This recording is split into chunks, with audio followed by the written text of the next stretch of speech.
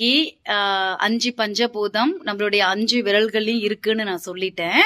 இதை கடந்து உயிரா நம்ம உடம்புல 5 பஞ்சபூதம் எப்படி இருக்குன்னு சொல்லட்டுமா? ஏன்னா வெளியில இருக்கிறதா உள்ளேயும் இருக்கு, உடம்புக்குள்ள இருக்கிறதா வெளியிலயே இருக்கு. நமக்கு உடம்புக்கு ஒரு தண்ணி வேணும் அப்படின்னா வெளியில இருந்துதான் நீர் எடுத்து குடிக்கிறோம். அதே நீர் தான் சிறுநீரா வெளியில போகுது. சிவ இந்த அடிப்படையில காற்று நம்ம உடம்புல பாத்தீங்க அப்படின்னா மூக்குல இறைவன் கொடுத்துட்டாரு.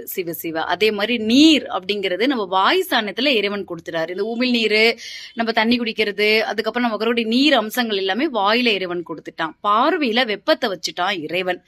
சிவ அதே மாதிரி இந்த காதுகள்லாம் இருக்கு பாருங்க, கேட்கிற திறன், இது ஆகாயமா இறைவன் வச்சுட்டான். அடுத்தது என்ன? மண்ணு.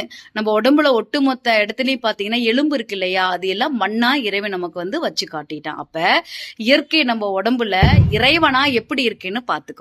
சிவாய நம.